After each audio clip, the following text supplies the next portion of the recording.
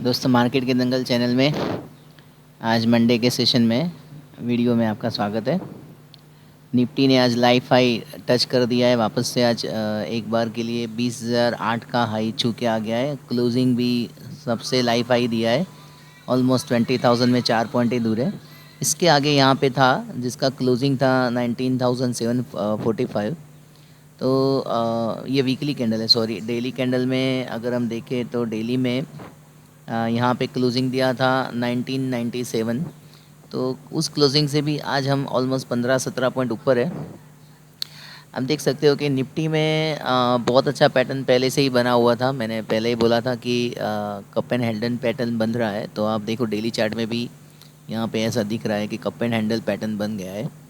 और अभी तो यहाँ पे हम पहुँचे हैं, तो एक बार ऐसा हो सकता है कि यहाँ पे ऐसे लेके फिर ऊपर जाए। तो ऐसा सिनेरियो बन सकता है क्योंकि वैसे भी आरएसआई आप देखो तो आरएसआई प्राइस के साथ मैच नहीं हो रही। ऑल्दो प्राइस आज ऊपर है लेकिन अभी भी आरएसआई नीचे ही है। तो एक्चुअली आप देखो तो सभी इंडेक्स में आरएसआई का डाइवर्जेंस दिख रहा है।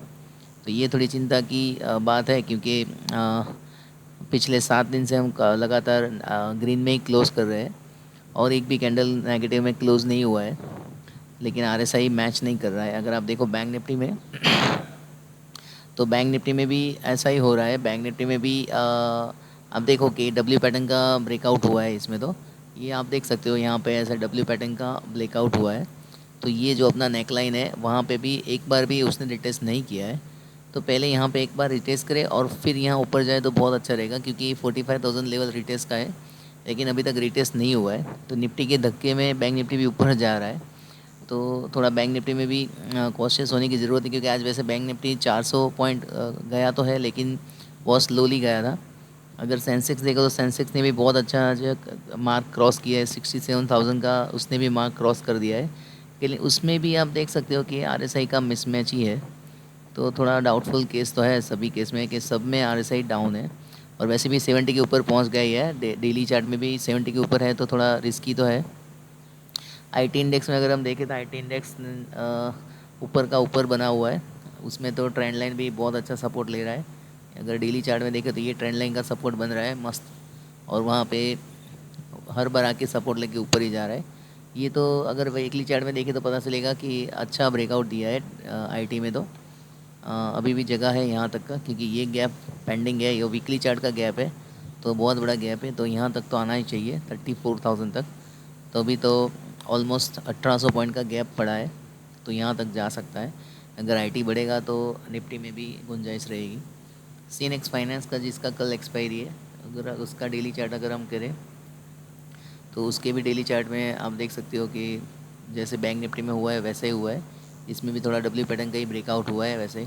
यहाँ से हम देख सकते हो तो इसका भी रिटेस्ट लेवल जो है 19,950 के करीब है। और आज चल रहा है 20,300, तो 400 पॉइंट ये भी ऊपर चला गया है वैसे। तो यहाँ पे रेजिस्टेंस है या रेजिस्टेंस पे ही ऐसे तो क्लोज़ किया है क्योंकि पहले ये हेड एंड शोल्डर पैटर्न हुआ था। तो यहाँ पे रेजिस्टेंस पे ही क्लोज़ है। तो कल थोड़ा देखना पड़ेगा। विक्स आज बढ़ के आया है, डेली चार्ट में भी आज बढ़ के आया है विक्स। एक भी बार ऐसा नहीं हुआ है कि विक्स आज कम हुआ हो। तो मतलब विक्स और निफ्टी का प्राइस आज मैच मैच है क्योंकि अगर विक्स बढ़ रहा है तो निफ्टी बढ़ना नहीं चाहिए। तो हम ऐसा भी बोल सकते हैं कि शायद टॉप बनने की तैयारी में है। रिलायंस में देखो तो रिलायंस में भी काफ़ी अच्छा जगह है। यहाँ से उसने मोड़ लिया है, जैसे निफ्टी मुड़ा है वैसे रिलायंस भी मुड़ा है। और रिलायंस में तो आरएसआई भी अच्छा है, मतलब 50 पे ही है। तो इसमें भी अभी स्पेस बाकी है। तो इसमें भी डब्ल्यू पैटर्न का ब्रेकआउट हो सकता है। तो रिलायंस में नज़दीक के भविष्य में ऐसा कुछ प्रॉब्लम नहीं लग रहा है। एचडीएफसी बैंक में अगर देखें तो एचडीएफसी बैंक में भी इसमें भी स्पेस है। अभी भी उसका आरएसआई 60 के नीचे ही है। तो यहाँ तक तो जा सकता है 1660 तक, मतलब 30 रुपीज़ का अभी भी इसमें भी स्पेस बाकी है। तो इसमें भी कल देखने लायक होगा। अभी अगर हम 15 मिनट का चार्ट करें बैंक निफ्टी में तो बैंक निफ्टी में हम देख सकते हैं कि 15 मिनट में आज बहुत अच्छा प्राइस पैटर्न बना है। हम देखो कि यहाँ पे बहुत टाइम बिताया और फिर उसने ब्रेकआउट दिया है। तो ये वाला कैंडल ब्रेकआउट कैंडल ही था ये वाला। और इसके बाद थोड़ा इनसाइड कैंडल पैटर्न बना है और उसका ब्रेकआउट होने के बाद इमीडिएटली बैंक निफ्टी काफ़ी अच्छा रनअप दिया है। ऑलमोस्ट 200 पॉइंट का रनअप यहाँ से भी दिया है। तो 15 मिनट के चार्ट में तो निफ्टी में भी वैसे वैसा ही माहौल था, आप देख सकते हो। कि यहाँ पे बहुत कंसोलिडेशन जोन हुआ और एक भी बार निफ्टी में ऐसा नहीं लगा था कि नीचे आने की तैयारी कर रहा है। तो यहाँ से उसने भी ब्रेकआउट ही दे दिया। अगर 5 मिनट में देखिए तो 5 मिनट में प्राइस एक्शन कैसा बन रहा है। तो 5 मिनट में आप देख सकते हो कि जैसे ये हाई निकाला, ये वाला पहला हाई था, यहाँ पे उसने दूसरी बार निकाला और ये जैसे ये हाई का ब्रेकआउट आया 19961 का, तो यहाँ से भी और 50 पॉइंट मिले। लेकिन वैसे देखा जाए तो ऑप्शन बायर के लिए आज का दिन नहीं था, क्योंकि बहुत टाइम तक उसने कंसोलिडेट किया था। वैसे प्राइसेस कम नहीं हो रहे थे, आईवी कॉल का बढ़ा हुआ था, तो ओवरऑल अच्छा ही माहौल था। तो अगर कल सीएनएक्स फाइनेंस का देखें तो कल सीएनएक्स फाइनेंस का अपना ये है एक्सपायरी है, और उसमें तो वैसे देखा जाए तो कुछ मूवमेंट है ही नहीं, क्योंकि आप देखो बहुत कंसोलिडेशन होने के बाद वो बढ़ा है।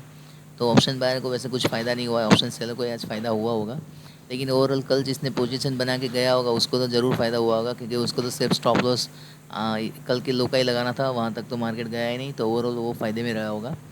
तो कल के लिए मुझे ऐसा लग रहा है कि 7 दिनों से लगातार निफ्टी 7 दिनों से बढ़ रहा है और थोड़ा रिस्की मैटर हो गया है, क्योंकि डेली चार्ट में अगर देखें तो 7 दिन से हम लगातार बढ़ रहे हैं, एक भी कैंडल नेगेटिव नहीं हुआ है। वैसे कैंडल स्टिक का भी एक बोला जाता है कि लगातार 3 बार, फिर लगातार 5 बार और फिर लगातार 8 बार तक मैक्स वो लगातार हो सकता है, आइदर ग्रीन और रेड। तो यहाँ पे लगातार 7 बार हो गया है, तो कल का दिन रिवर्सल हो सकता है, क्योंकि वैसे भी हम रेजिस्टेंस पे ही क्लोज हुए 20,000 पे, क्योंकि ओपन इंटरेस्ट में भी अगर देखें तो ओपन इंटरेस्ट में आप देख सकते हो 1.42 हो गया है। तो वैसे ओवर बॉडी है, निफ्टी का एक्सपायरी में अभी 3 दिन बाकी है, और एक्सपायरी के 3 दिन पहले अगर हम इतना भारी होके जाएंगे तो डेफिनेटली कुछ ना कुछ प्रॉफिट बुकिंग तो आना चाहिए। तो 20,000 पे आप देख सकते हो कि पीसीआर 0.5 ही है, मतलब कॉल राइटर पुट राइटर से डबल है। अगर कल गैप अप हुआ तो ये भी हो सकता है कि ऊपर जाने के बाद थोड़ा मार्केट में प्रॉफिट बुकिंग आ जाए, और अगर ग्लोबल क्यूज़ अच्छे रहे और गैप अप हो गया तो कल कॉशियस होना चाहिए, क्योंकि अब मुझे स्पेस थोड़ा कम दिख रहा है। और अगर जाएगा तो भी ऐसे ऐसे ही जाएगा जैसे आज गया है 15 मिनट के चार्ट में, जैसे हम देखें कि बहुत स्लो स्लो गया है, तो बायर के लिए तो कुछ जगह था नहीं वैसे। अगर किसी ने यहीं पे बाय कर लिया हो, जैसे ये 15 मिनट जो ओपनिंग रेंज ब्रेकआउट थियरी बोलते हैं, अगर उस पर किसी ने बाय किया होता तो उसको बढ़िया मिल गया होता। लेकिन हर बार ये थियरी भी काम नहीं करता है, और इतना स्लो जाएगा तो कोई भी आदमी डरेगा। सबसे ज़्यादा जो दिखने वाली बात है वो मिड कैप में, मिड कैप इंडेक्स लगातार अपने हाई बना रहा है और लगातार गैप छोड़ते जा रहा है। ये थोड़ा चिंता का विषय है, क्योंकि आप देखो हर बार गैप जो है वो पेंडिंग ही रह रहा है, हर रोज़ गैप पेंडिंग हो रहा है। सिर्फ यहाँ पे गैप फील हुआ था, बाकी यहाँ पे भी आप देख सकते हो गैप पेंडिंग है। तो मिड कैप कंटिन्यूसली बढ़ रहा है और गैप के साथ जा रहा है, तो मार्केट गैप तो भरने आता ही है, और ये 29,000 से कंटिन्यूसली बढ़ता ही जा रहा है। अगर हम वीकली चार्ट में देखें तो 29,000 से कंटिन्यूसली वो बढ़ा है, और वीकली चार्ट में भी कहीं तो गैप दिख रहा है। तो यहाँ से कंटिन्यूस बढ़ा है और ये रैली बहुत ही शार्प गया है, आरएसआई भी ओवरबॉट जोन में ही पहुँच गया है, 89 पे चला गया है। तो ये थोड़ा परेशानी वाली बात तो होगी ही, क्योंकि डेली चार्ट में अगर आप देखो तो डेली चार्ट में भी आप देखो कहीं पे वो रुका ही नहीं है, करेक्शन लिया ही नहीं। एक दो जगह पे छोड़ के करेक्शन किधर भी नहीं आया है, वो भी बहुत मामूली करेक्शन आया है। तो मिड कैप में प्रॉफिट बुकिंग कभी भी आ सकती है, मिड कैप और स्मॉल कैप दोनों में। अगर वहाँ पे प्रॉफिट बुकिंग आई तो फिर इंडेक्स में भी रिवर्सल आ सकता है। तो मैं अब बाइंग के लिए तो नहीं जाऊँगा, क्योंकि निफ्टी लाइफ टाइम हाई पे चल रहा है।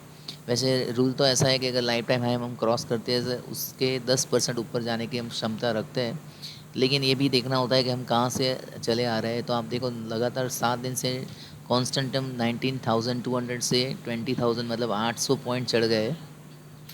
तो थोड़ा पॉज लेके अगर हम चाहें तो वो अच्छा रहेगा, क्योंकि यहाँ पे थोड़ा पॉज चाहिए। ये जो है अपना ब्रेकआउट वाला, ये पॉज चाहिए, और फिर यहाँ से अगर बढ़ेगा तो वो अच्छा रहेगा। तो एक बार रिटेस्ट का वेट करें, बाद में अगर बाइंग के लिए जाना है तो जा सकते हैं, अदरवाइज़ रिवर्सल पे ट्रेड करें, वैसे ही मेरी सजेशन रहेगी। तो दोस्तों कल के लिए हम फाइनली अगर देखें तो कल 15 मिनट में अगर ऑप्शन में देखें तो वैसे तो निफ्टी तो लाइव हाई पे चल रहा है, तो वैसे कुछ रेजिस्टेंस जैसा तो कुछ है नहीं, तो वहाँ पे तो हम कुछ बोल नहीं सकते। लेकिन हाँ इतना कह सकते हैं कि ये जो कंसोलिडेशन आज किया था, अगर वो कंसोलिडेशन आज तोड़ रहा है, वो अगर कंसोलिडेशन अगर तोड़ेगा ना तो उसके लो के ऊपर हम उसके लो के नीचे हम ट्रेड ले सकते हैं। यहाँ पे जैसे आप देख सकते हो ये कंसोलिडेशन के नीचे अगर ट्रेड कर रहा है वो, जैसे यहाँ पे आता है और ऐसे रिटेस्ट करके अगर नीचे आता है तो नीचे के लिए हम ट्रेड ले सकते हैं।